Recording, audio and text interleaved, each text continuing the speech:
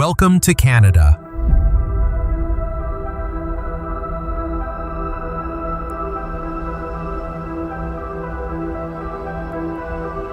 As the largest country in North America, Canada stretches from the Atlantic Ocean to the Pacific and the Arctic.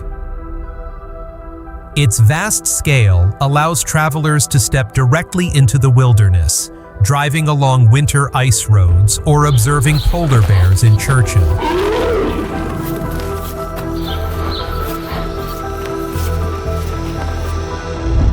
Much of the country is built on ancient bedrock billions of years old and shaped by repeated ice ages, creating more than 2 million lakes.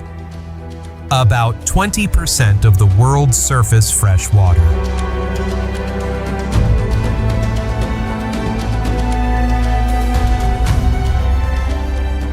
First Nations, Inuit, and Métis communities have lived here for thousands of years, leaving cultural traditions that continue today through festivals and everyday life.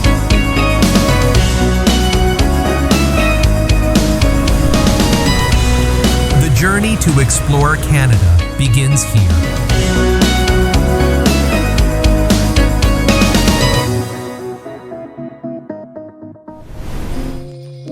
Banff National Park.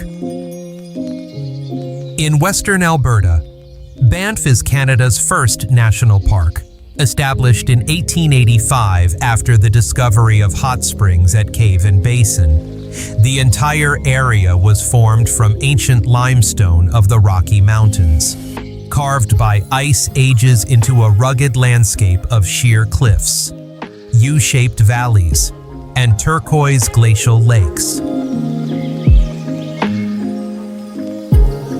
Glacial traces are especially visible at Moraine Lake, where the deep blue water comes from rock flour carried by melting glaciers, surrounded by 10 peaks forming a near-perfect arc.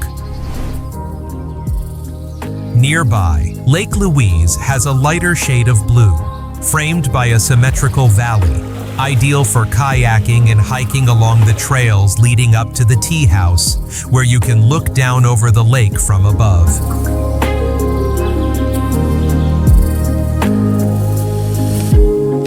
The Columbia Icefield and the glass-floored skywalk allow visitors to see ancient ice up close, truly grasping the scale and endurance of glacial terrain. As the seasons shift, the pine forests around the Bow Valley turn red and gold in autumn, then white in winter, when Banff becomes one of the largest ski destinations in the Rockies. Beyond its natural landscape, Banff clearly reflects a distinct mountain community identity.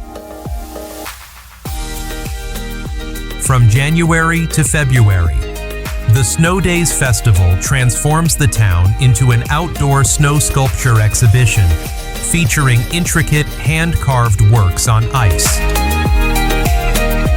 A highlight is ski joring, where skiers are pulled by horses along Banff Avenue, creating a lively and energetic scene.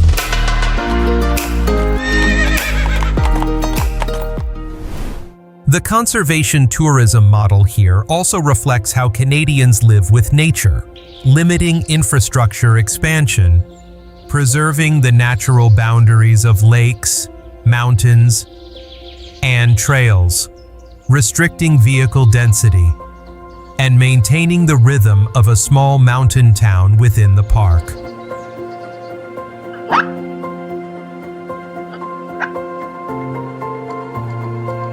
Leaving behind the untouched highlands, the journey turns toward a place where the sound of rushing water echoes day and night.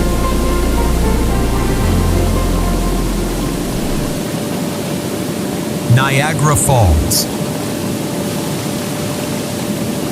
Straddling the border between Ontario and New York State, Niagara Falls was formed at the end of the last ice age, when meltwater from Lake Erie began flowing into Lake Ontario. Over thousands of years, erosion shaped 3 separate falls: Horseshoe Falls, American Falls, and Bridal Veil Falls, forming the Niagara system with the largest water flow in North America. Horseshoe Falls stands at the center, where the water plunges most powerfully in a sweeping curve. Visitors can experience this force up close on the Voyage to the Falls boat tour, or take in the full panorama from the Skylon Tower, rising over 230 meters high, offering a clear view of all 3 falls and the natural border between the 2 countries.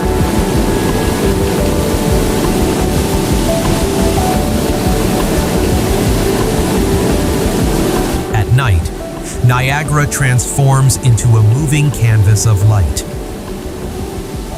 The 3 waterfalls are illuminated in vibrant colors, a tradition dating back to 1925. From November to January, the Winter Festival of Lights turns the entire waterfront into a massive light exhibition, with millions of LED bulbs creating large-scale outdoor installations.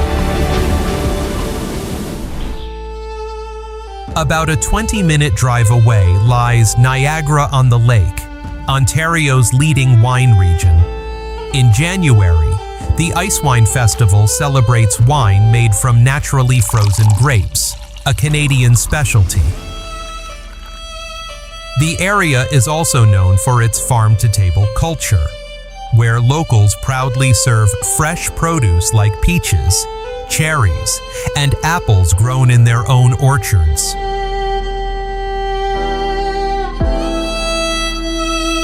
As the roar of the falls fades, the landscape gives way to the quiet of distant peaks, where snow and pine forests begin to shape a different rhythm of life.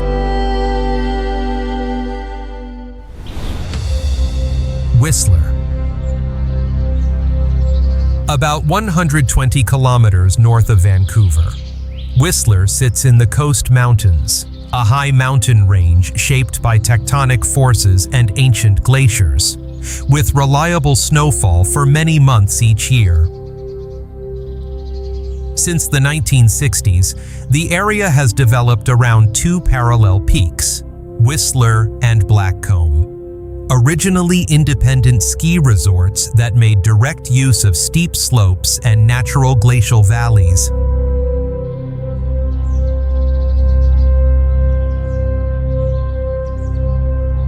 A defining milestone for Whistler was the Peak to Peak gondola, connecting the 2 mountains across a deep valley. This engineering feat unified the entire ski area into one seamless system while creating a unique aerial route with sweeping views of pine forests, snowy summits, and hanging glaciers below.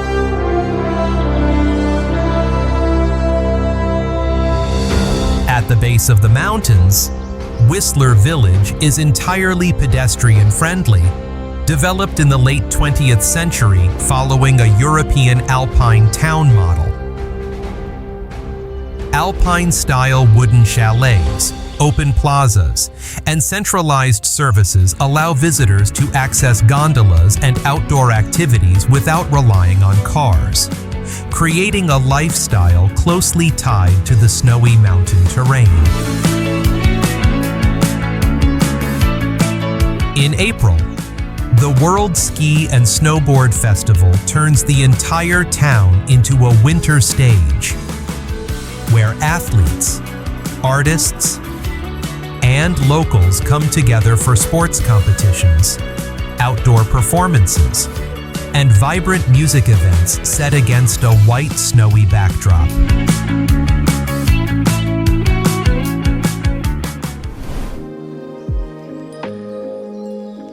Whistler is therefore not just a ski destination, but a place where the community shapes its lifestyle, recreation, and events around its natural surroundings. If you had the chance to visit, which season would you choose to explore it?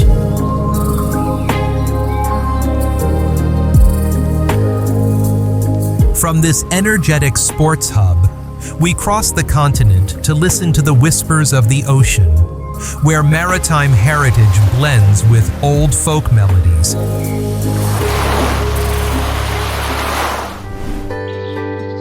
Nova Scotia. Located on Canada's eastern edge, Nova Scotia is a narrow peninsula bordered by the sea on 3 sides, connected to the mainland by the Isthmus of Chignecto. Since the 17th century, it was a contested region between Britain and France, leading to the development of port towns with contrasting layouts. Its terrain, cut by deep bays, cliffs, and highlands, caused communities to grow separately, shaped by natural boundaries.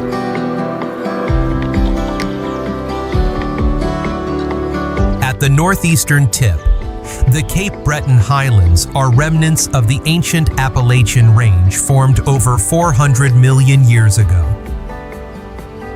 The Cabot Trail winds along mountain slopes overlooking the ocean, one of the most spectacular coastal drives in Canada. In October, the Celtic Colours Festival turns the entire Highland region into a folk music stage, featuring artists from Ireland, Scotland, and local Gaelic communities, reviving Celtic heritage that has taken root here since the 18th century.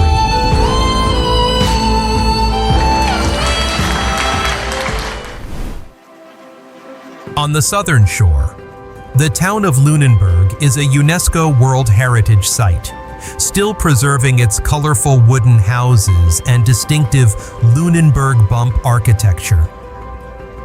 Once the largest wooden shipbuilding center in Canada, it continues to uphold maritime traditions through small workshops and wooden fishing vessels, such as the Blue Nose 2.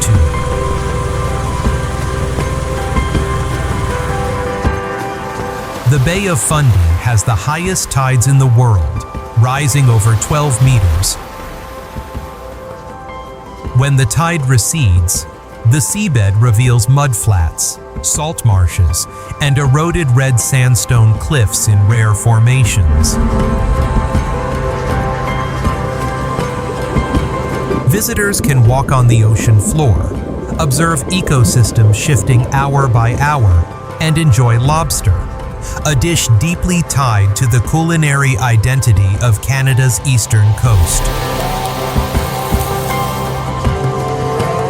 Leaving behind the harbors and the rhythm of the tides, the journey moves toward a still lake, where layers of ice crackle with a sound all their own.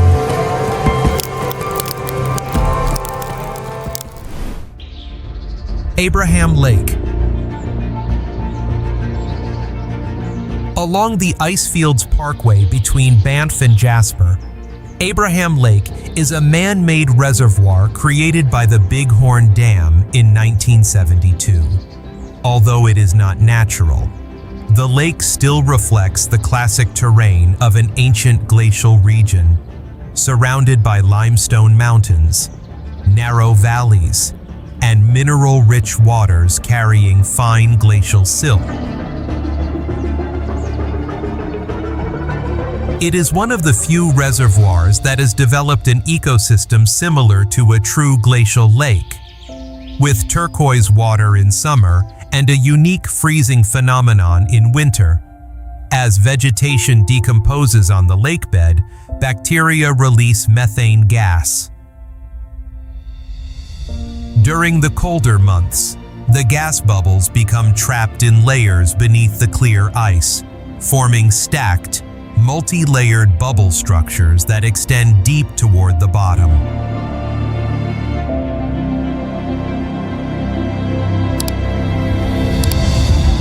From December to February, when the ice is thick enough, locals and professional photographers gather here to capture its surreal scenery, where frozen bubbles shimmer beneath the slanting light of late afternoon.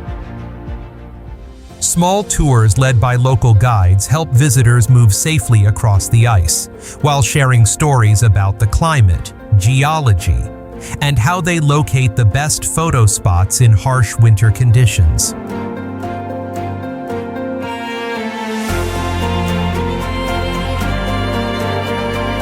There are no resorts, permanent services, or lakeside towns, only a few stopping points along the David Thompson Highway. This untouched setting preserves Abraham Lake's raw character, making it one of the most sought-after winter destinations among Canada's adventure travel and nature photography communities.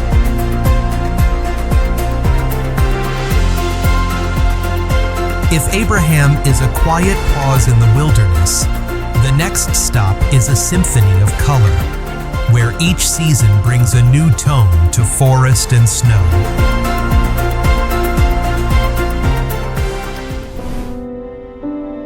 Mont-Tremblant. Hidden within the Laurentian Mountains, Mont-Tremblant began developing in 1939 when its first ski trail opened. With gentle terrain and abundant snowfall, it quickly became Eastern Canada's first iconic winter resort, laying the foundation for a four-season tourism model in the region. At the foot of the mountain, the 12-kilometer-long Lake Tremblant was formed from an ancient glacial basin. It helps regulate the local climate and creates a signature morning mist. In autumn, maple forests surrounding the lake turn vibrant shades of red and gold, drawing thousands of visitors to witness one of Quebec's most stunning fall foliage displays.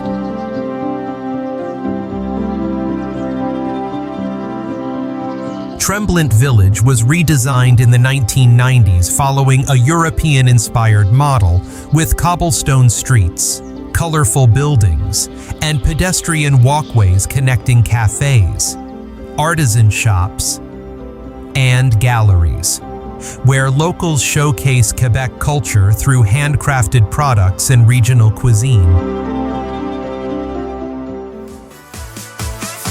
In June, the Tremblant International Blues Festival transforms the small town into an open-air music stage for 10 days. International and local artists perform in plazas and along the streets, creating a festive atmosphere where music and nature blend seamlessly.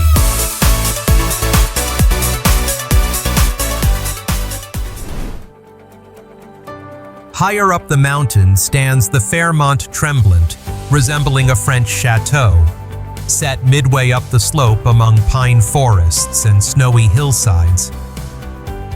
It is an ideal place to experience the changing seasons, from icy winters and mild springs to brilliant golden autumns.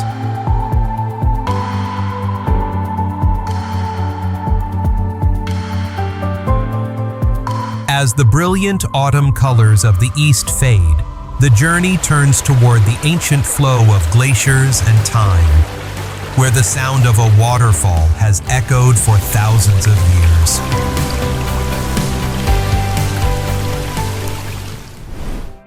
Athabasca River and Falls. Originating from Snow Dome in the Columbia Icefield, the Athabasca River was formed during the last ice age, in one of the rare places on Earth where water can flow toward 3 different oceans. The Athabasca itself drains north into the Arctic Ocean, serving as a major hydrological artery of northern Canada for thousands of years.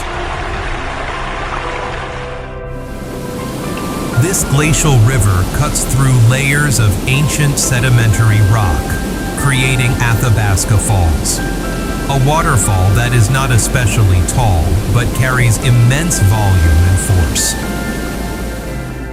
In the 19th century, it marked a natural boundary along routes used by indigenous peoples and European fur traders, who relied on this river as a strategic trade corridor connecting the Rockies to the northern interior.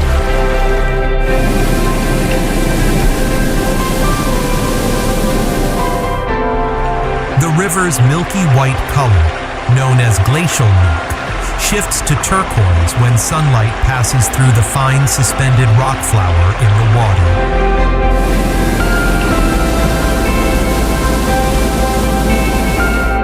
In June, Jasper's Wild River Festival takes place near the river, honoring the historical and environmental importance of glacial waterways in Indigenous life. Would you stand back from a distance, or step closer to the edge to listen to the breath of this ancient glacial current?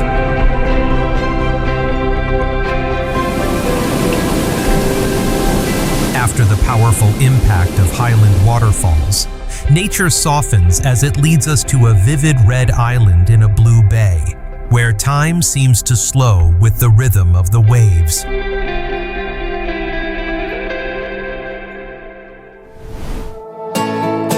St. John's.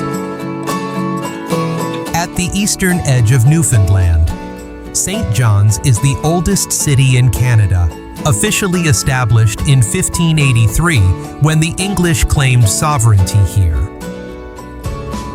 With its naturally sheltered harbor and direct position along the Atlantic, it quickly became a logistical center for fishing fleets and a strategic gateway between Europe and North America.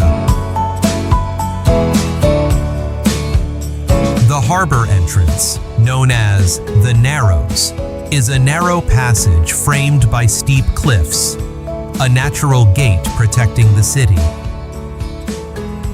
Atop Signal Hill stands Cabot Tower, built in 1897 to commemorate John Cabot's voyage. It was also here that Marconi received the first transatlantic radio signal in 1901, marking the beginning of the global communications era.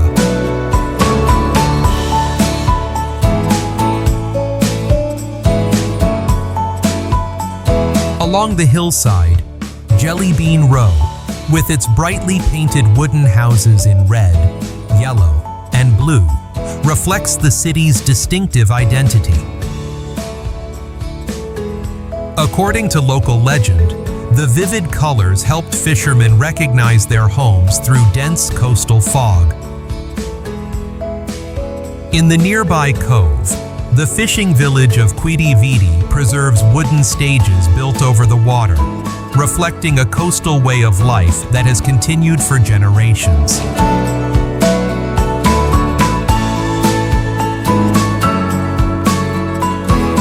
From May to July, the area becomes one of the rare places to witness both icebergs and whales, as ancient ice masses drifting from Greenland pass through Iceberg Alley. During this season, coastal residents organize tours, share migration stories, and explain how they read the waves and identify marine species. For them, the first iceberg of the season is not just a natural spectacle, but a signal that coastal life is beginning again after a long winter. St. John's marks the end of this journey across Canada, a final intersection between ocean and land, between a modern city and layers of history still preserved along its coastal hills.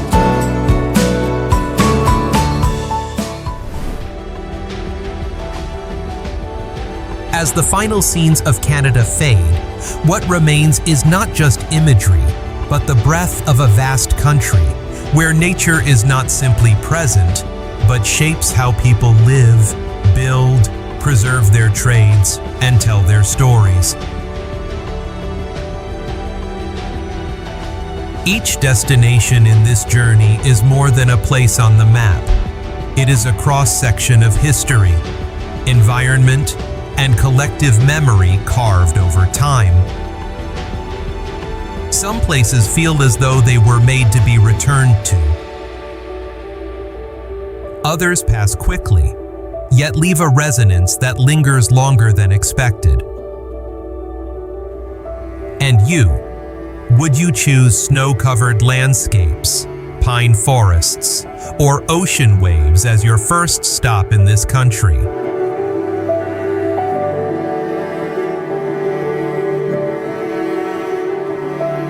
Thank you for staying with us until the end of this video.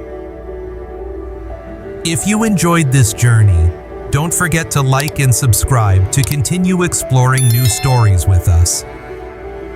Ahead, there are still many lands waiting to be heard, each with its own rhythm, its own pace of life, and a story that has yet to be fully told.